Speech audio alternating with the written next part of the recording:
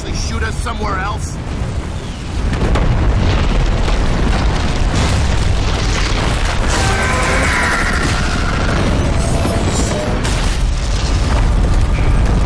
Your boogeyman? Doesn't look so tough.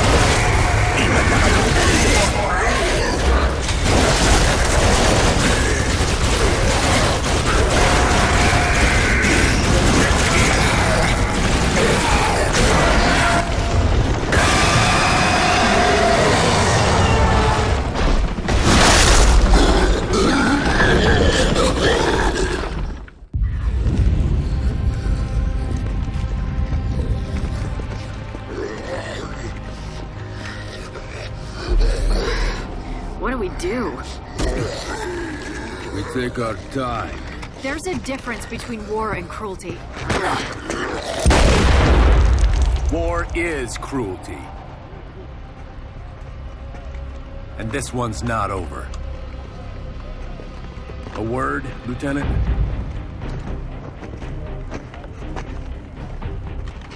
That's the last time anyone's going to address you as Lieutenant. I'm dropping the charges, but you'll never be an officer again. Yeah, why should all these brains be wasted on an officer? Sir.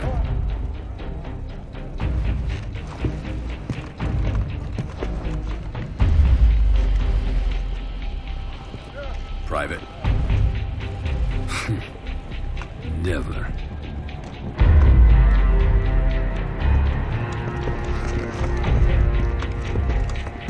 No wonder I was supposed to keep an eye on you. On me? For what? I guess they thought you might try to steal our military technology.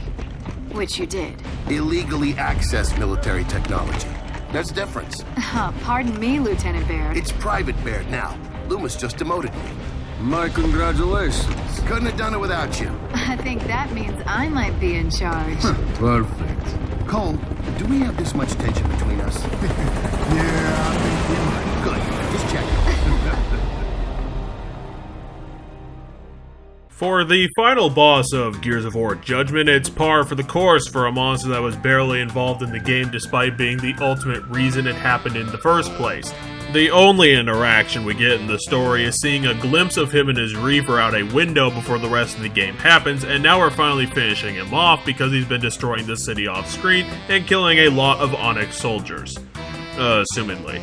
The issue of the fight is that the player is not invested in Karn's existence. In Gears of War, when we fought Ram, it was a desperation battle because the player was shown Ram's ferocity and his power when he killed our ally and continued the assault in the city. It gave us something to hate and fear about the character, yet when Karn's only point is that he's being blamed for off-screen deaths, the player can't get invested in that and it boils him down to just an elite enemy in the end. The fight itself is stock and dull and falls on the sword of a lot of Borderlands and MMO bosses do. When a boss is being fought in any sort of tactical game, it usually muddies its own quality because it has to focus on multiple targets, and that's what Karn does since there's a 4-man squad coming for his head. The player is given all the time in the world to just lay into Karn's Reaver and remodel it into a Swiss cheese diagram. The best defense it has is to charge forward and insta-kill its targets, and just like all of Gears of War 3's bosses, the revival mechanic destroys any threat and does nothing but turn the battle into a damage cubathon. Just stand back, let the revival mechanic tank all the damage, and fill the health bar with bullets to win, no skill required. Karn dies the exact same disappointing way as Scourge from Gears 2 when he falls off his Reaver face first, dying on the sidewalk, and the planet can be safe for another day since Loomis learns to step off.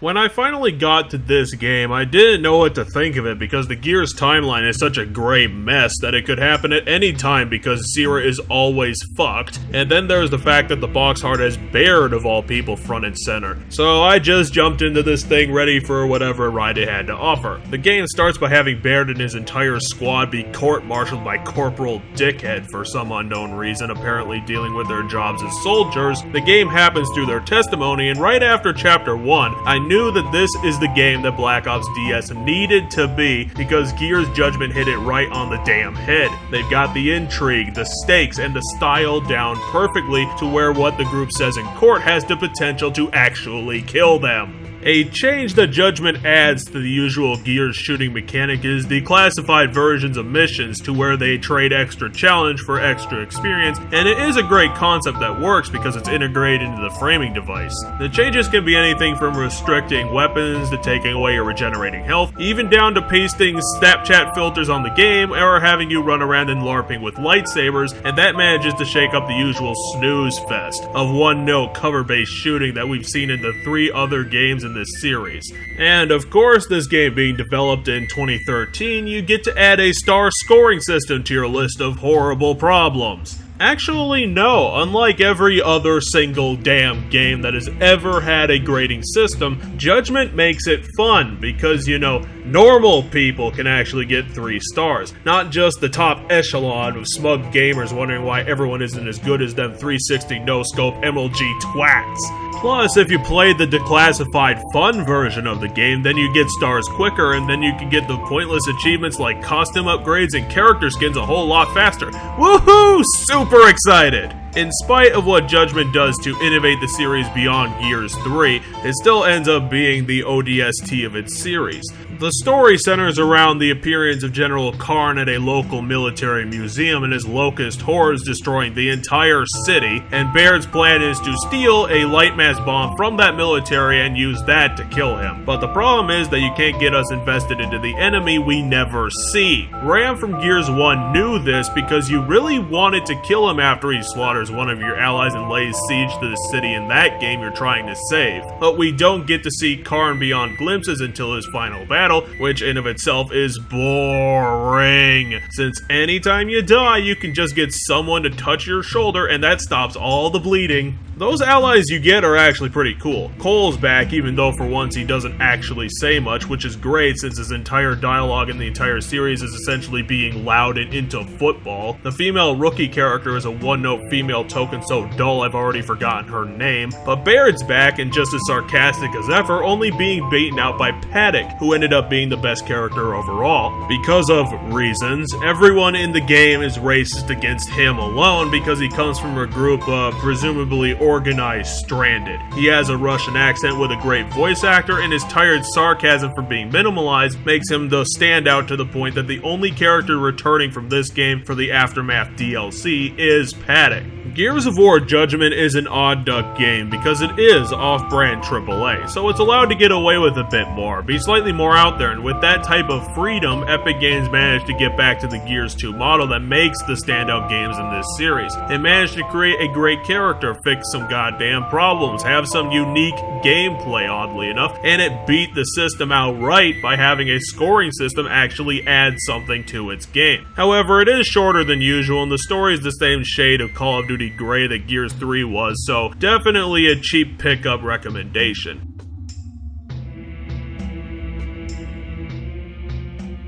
What'll we be doing next week? Well, it'll be a surprise since we're currently at the end of this series. So check back next week and maybe it'll be your fate. Until then, I leave you as I always do with a victory for gamers.